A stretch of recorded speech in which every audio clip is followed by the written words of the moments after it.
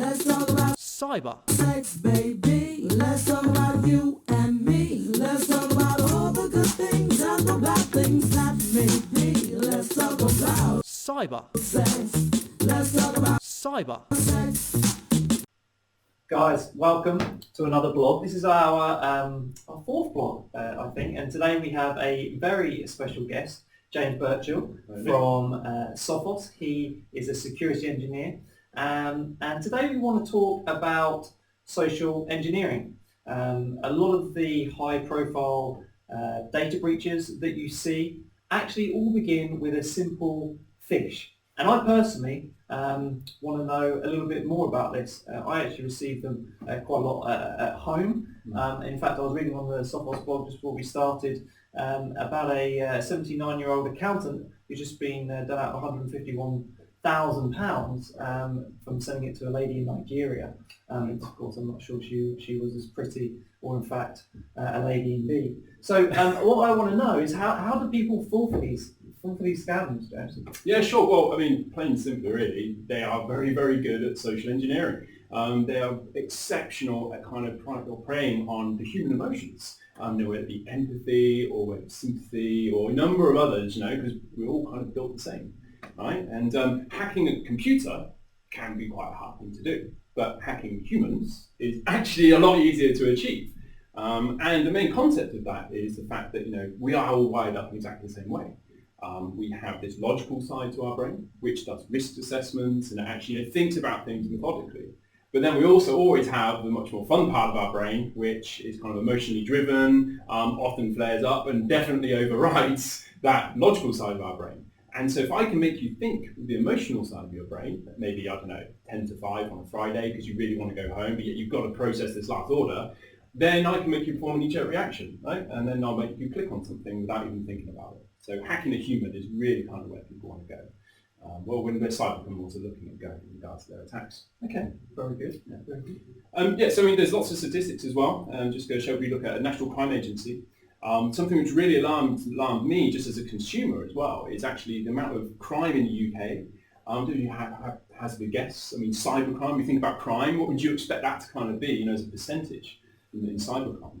Maybe 40%? 40%. So I thought it would be quite high, but not as high as actually in the statistic of 53%. Wow. National crime agency. So that goes to show, in the UK, all crime, 53% of it, over half, is actually cybercrime. Yeah, so it's quite alarming. And of course, then we look at other statistics from the ICO. It was in the last quarter of last year. They said that 93% of incidents that were investigated by them were actually related to human error. So like you said, right, it starts with a fish. It starts with actually someone being hacked or a human actually being hacked. But of course, there's much more for people to worry about than just the emails. Right? There's loads of other techniques that a cybercriminal can employ, such as social engineering. So some of them, we could probably test this out, like pretexting. So essentially making it look as if you are meant to be there. So if you were trying to look as if you were meant to be there, any kind of tools you could use, you think, Andy? Maybe if you were to turn up at a site somewhere, what if you wanted to try and blag your way in? And actually, that's what pretexting is, right? To us Brits, it's blagging, right? Okay. So if you're trying to blag your way into a building, anything you would use, do you think? Just off the cuff?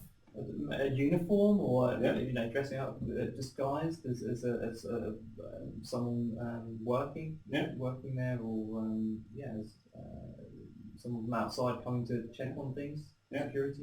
So next time, and this is one of my colleagues, Greg, back at Foursys, he always talks about the fact that he can get in anywhere with a ladder. Right? You should try it. You should try it. This is great. So next time you're going to a posh restaurant, you just turn up with your high-vis jacket and your ladder. You probably get back into the kitchen. No one will bat an eyelid. If you look as if you're supposed to be there, people will instinctively just let you in. So literally just turn up with a ladder and people will just let you in. Because what's a guy with a ladder? He obviously has to be there because that's right. Who else carries a ladder around who's a criminal? No, that's it. I'm not endorsing this, but next time you go to the cinema, if you don't fancy paying, you're there to go and fix one of the light bulbs or whatever they use in the cinema, with a ladder and your high-vis jacket, and you've probably got a very good chance of actually getting through without anyone challenging you. because you make it look as if you're meant to be there. So pretexting, blagging. Another probably more serious approach to this is if someone like with tailgating, which is another technique very often used in maybe more of the physical approach to pen testing and things as well, or actually getting access to certain parts of the building is carrying a box. And if you're walking around with a box, it could be completely empty. But if you're a big heavy box and you're there by the door, and I say, "Oh, hold the door for me, please, mate. I'm trying to get through." What would you do? You'd probably, again, be friendly and helpful. Especially as British, right? We're very polite. Exactly. So then that means I can then get into other areas of the building maybe I shouldn't have actually had access to. You should have maybe challenged my identity. But again, people are friendly. They want to be helpful. So I'm relying on that as a human emotion. That then could lead on to something else. Another tool that's quite often used in maybe penetration testing or by cyber criminals is something called baiting. So this would be the idea where actually I could preload a USB stick or some kind of media and simply drop them in a car park.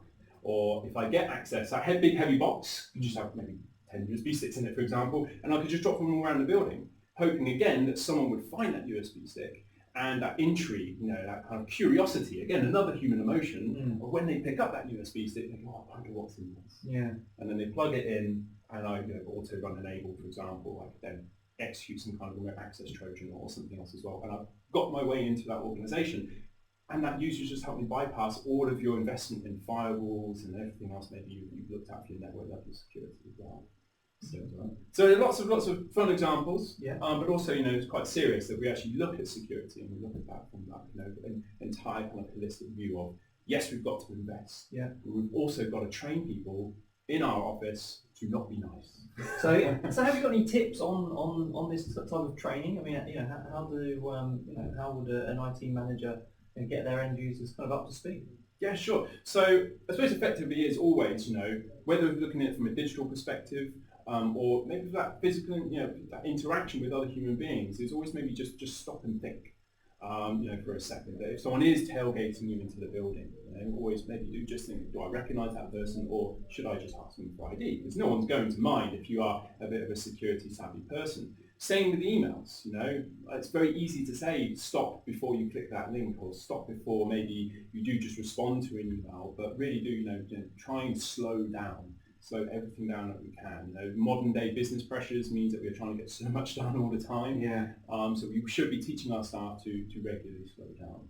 And on that, we should be rewarding them. Look at some kind of, there's bug bounty programs for security software. We should also have like a security bug program or security program, right? So if people in the workplace go, "Oh, I've noticed tailgating going on," the C-level execs in the organisation should reward them for noticing some kind of security flaw. I think would be another excellent kind of move. Yeah, it's a brilliant idea. I haven't heard of that one before. Yeah, and of course there's education that we can do. We're putting posters up all over the place, telling people, about, don't your last vlog on passwords.